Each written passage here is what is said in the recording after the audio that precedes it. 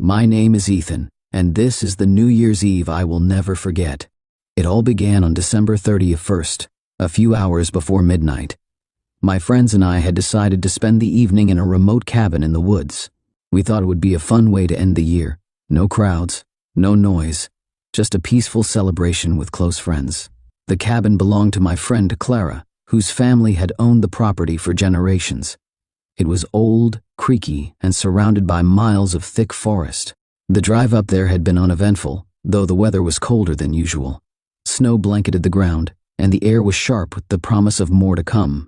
By the time we arrived, the sky was dark, and the only light came from the cabin's windows, glowing faintly in the distance. There were 6 of us: me, Clara, her boyfriend Jake, my best friend Mia, and 2 others, Sam and Lily. We were all excited for a cozy night with games, drinks, and laughter.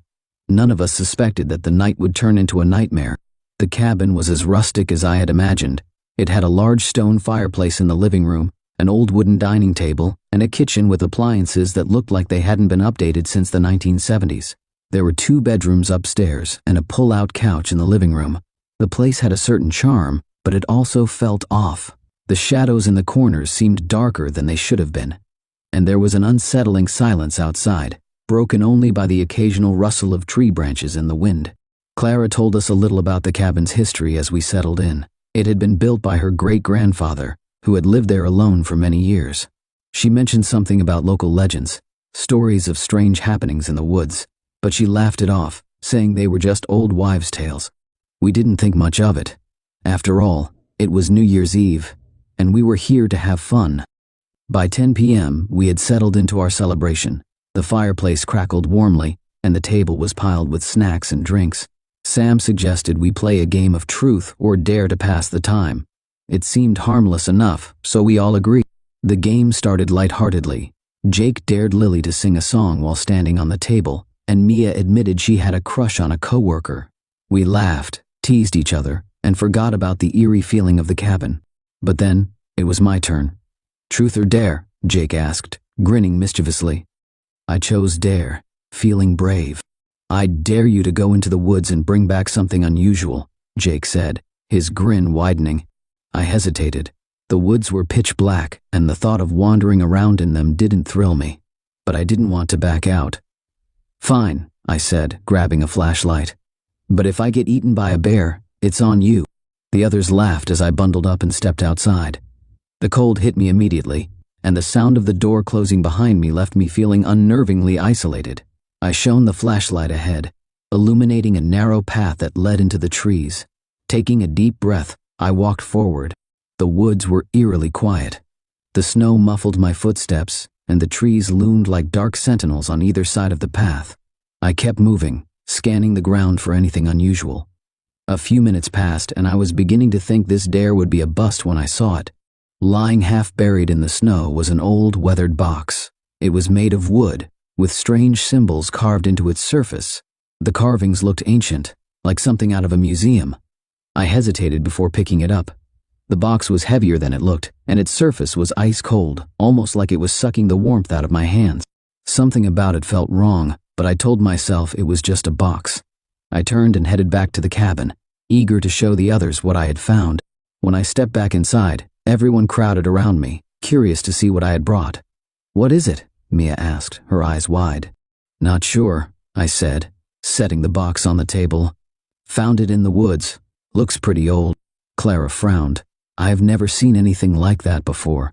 Those symbols, they look familiar to. What do you mean? Jake asked. Clara hesitated. I think I've seen them in one of my great-grandfather's old journals. He used to write about strange things he found in the woods. The room grew quiet. The playful mood from earlier was gone, replaced by an uneasy tension. Sam, always the skeptic, laughed nervously. Come on, it's just a box. Probably some old junk someone left behind. But when he reached out to open it, Clara stopped him. Wait, she said. I don't think we should open it. The old cabin stood alone in the woods, surrounded by thick trees that stretched high into the sky. Snow blanketed the ground, and the air was heavy with a kind of silence that made you feel like the world had forgotten about you. It was supposed to be a night of celebration, a way to welcome the new year with close friends in a place far from the noise and chaos of the city. The old cabin stood alone in the woods, surrounded by thick trees that stretched high into the sky. Snow blanketed the ground, and the air was heavy with a kind of silence that made you feel like the world had forgotten about you. It was supposed to be a night of celebration, a way to welcome the new year with close friends in a place far from the noise and chaos of the city. Inside, the 6 friends had gathered around the fireplace, their laughter filling the room as flames danced in the hearth. Outside, the wind howled softly, brushing against the windows like an unseen hand. The cabin had a rustic charm, wooden walls, creaky floors, and furniture that looked older than all of them combined. It was cozy, but there was something about it that felt wrong. Maybe it was the way shadows seemed to move in the corners of the room, or how the quiet outside felt like it was pressing against the walls, trying to get in. The group tried not to think about it. The night was supposed to be fun. Snacks and drinks covered the table, and someone had brought a deck of cards for games. The uneasiness was ignored, brushed off as nerves or overactive imaginations. One of them suggested a game to pass the time. The idea was simple. Each person would take turns completing a dare. Laughter filled the room as dares were handed out. Sing a silly song, share an embarrassing story, do a handstand. It was lighthearted, a way to forget the creeping cold and the unsettling stillness outside. But then the tone shifted. Someone dared another to go into the woods and bring back something strange. The laughter faltered. The woods were dark, stretching endlessly in every direction, and the thought of stepping into them was unnerving. Still, a dare was a dare, and no one wanted to seem like a coward. The flashlight cut through the darkness as footsteps crunched through the snow. The trees were tall and bare, their skeletal branches reaching toward the sky. The further into the woods, the quieter it became. No animals stirred, no wind whispered through the branches. It was as if the forest was holding its breath, waiting for something. The object appeared suddenly, half hidden beneath a layer of snow. It was a box, small, wooden, and carved with strange symbols. The markings were intricate, winding across the surface in a way that felt deliberate. They didn't look like anything from the modern world. The box itself felt wrong, though it was hard to say why. There was a heaviness about it, like it carried a weight beyond its physical form. The box was brought back to the cabin. The others gathered around it, curiosity replacing their earlier fear. Questions filled the room. What was it? Where had it come from? No one had answers. The carvings on the box seemed almost alive, the way the firelight made them shift and dance. There was a moment of hesitation before someone reached out to open it. The lid creaked as it lifted. Inside, there was nothing but darkness, so deep and black it seemed to swallow the light. The air in the room grew colder, and the fire in the hearth sputtered as if struggling to stay alive. The group exchanged uneasy glances, their earlier bravado slipping away. Then the whispers. At first, they were faint, like the wind brushing against the windows, but they grew louder, coming from nowhere and everywhere at once. The words were incomprehensible, spoken in a language none of them recognized.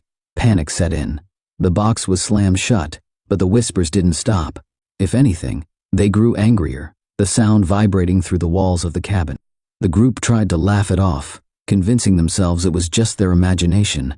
Maybe the wind was playing tricks on them. Maybe it was the tension of being in a strange place. But deep down, they all felt it. Something had changed. The air was heavy, the shadows darker. It was as if the cabin itself was watching them. The hours dragged on. Midnight approached, but the mood was far from celebratory. The whispers had faded, but the uneasiness remained. The group decided to lock the box in a cupboard, out of sight, hoping it would take away some of the fear. It didn't. As the clock struck 12, the world outside erupted in silence. Even the wind seemed to have stopped. The cabin was deathly still, the kind of quiet that made your ears ring. And then the knock came. It wasn't at the door. It wasn't at the windows. It was beneath the floorboards, a slow, deliberate tapping that echoed through the room. No one moved. No one breathed. The tapping continued, rhythmic and unrelenting, as if counting down to something.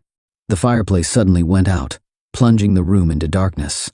Someone fumbled for a flashlight, the beam of light cutting through the pitch-black air. The tapping grew louder, faster, more frantic.